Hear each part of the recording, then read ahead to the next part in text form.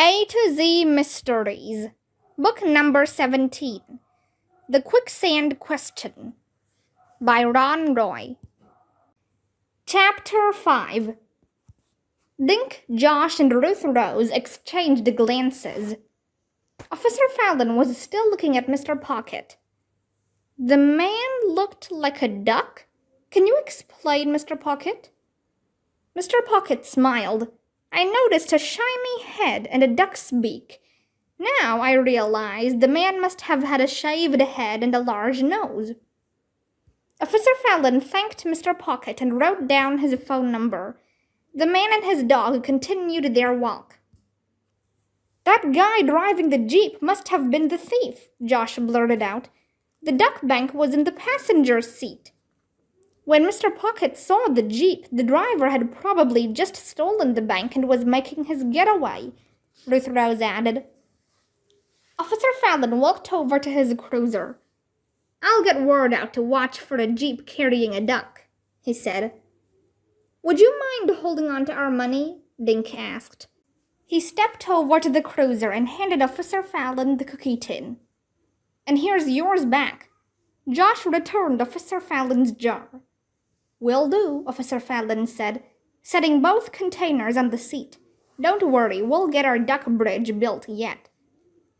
He climbed into the car and pulled away down Main Street. That crook could be anywhere by now, Dink said. He started walking toward the corner of Main and River Road. It makes me so mad, Ruth Rose said.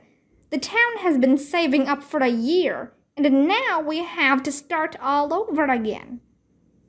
The kids crossed River Road and sat in the grass above the riverbank.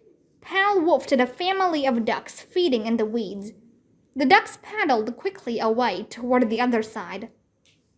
Maybe Officer Fallon will find him, Dink said. I don't know how, Josh said. That jeep could be hundreds of miles away by now.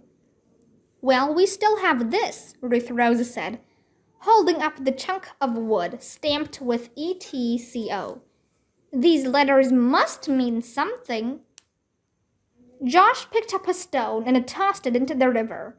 The kids watched the stone sink to the sandy bottom. Any ideas? Dink asked.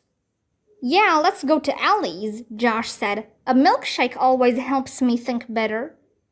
Josh, we have to focus on finding that money, Ruth Rose said. Think of those baby ducks. Okay, but we don't have a plan, Josh said. Dink checked his watch. Why don't we see if the firemen who were on duty last night are up yet? He suggested. Good idea, Ruth Rose said. Maybe they saw the jeep when they were coming back from the fire. With Pal leading, the kids walked back into the fire station. A tall man was wiping the rescue truck with a cloth. A mug of coffee rested on the truck's hood. Morning, he said, yawning. Good morning, Dink said. Are you one of the night firemen? Did you hear about the robbery? Josh asked, before the man could answer Dink's question. The man nodded. My name's Jake, he said. I'm really bummed that someone stole that duck money. He picked up his coffee and sat on the truck's front bumper.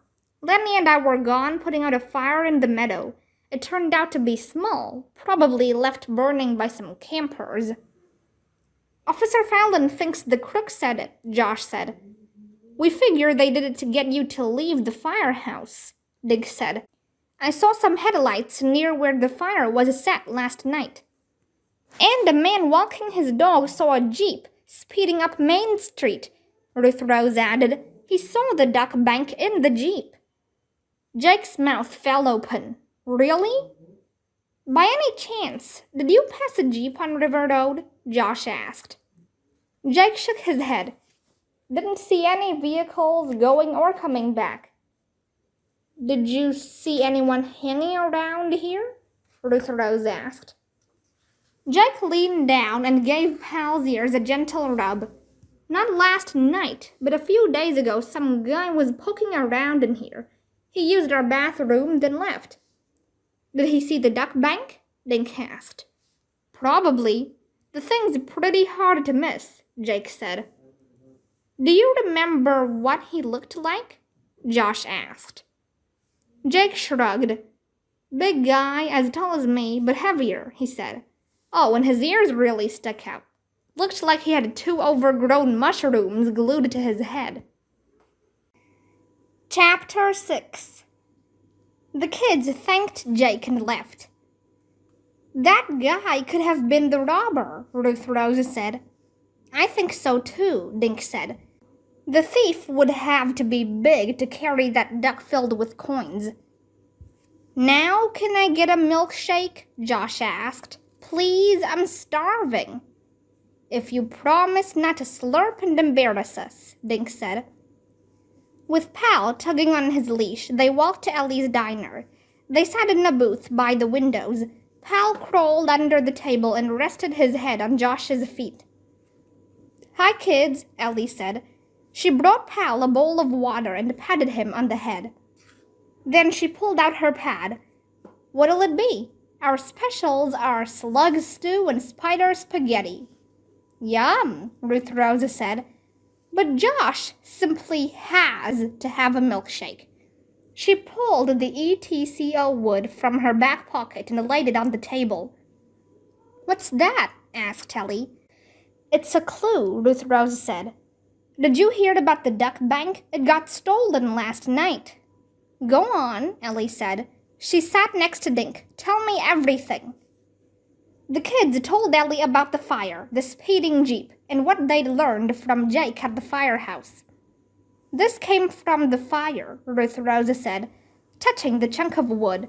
We've been trying to figure out what ETCO stands for. Ellie picked up the wood and examined the letters. Suddenly she smiled and handed it back to Ruth Rose.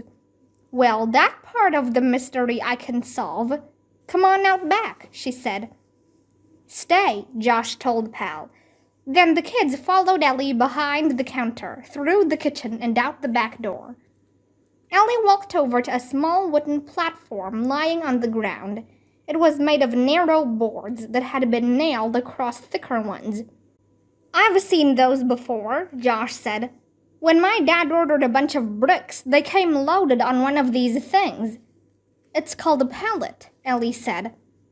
Look, Ruth Rose said. She pointed to words stamped into the pallet boards. Eastern Pallet Company. Ruth Rose held her partly burned piece of wood next to the words. The black printing was identical. Where do they make these things? Dink asked. Beats me, Ellie said. This one came from the supermarket. I'm using the wood to build a fence around my garden. Could anyone get one? Ruth Rose asked. Ellie shrugged. I guess. I talked to the store manager, a guy named Derek Robb. So, do you still want milkshakes? Yes, Josh said. He led the way back into the diner. The kids gave Ellie their orders, then slid back into the booth. Ruth Rose leaned toward Dink and Josh. I'll bet the crook used pallets from the supermarket to start the fire, she said. If he did, maybe Derek Robb remembers him, Dink said. So let's go ask, Ruth Rose suggested. Can we please drink our milkshakes first? Josh asked.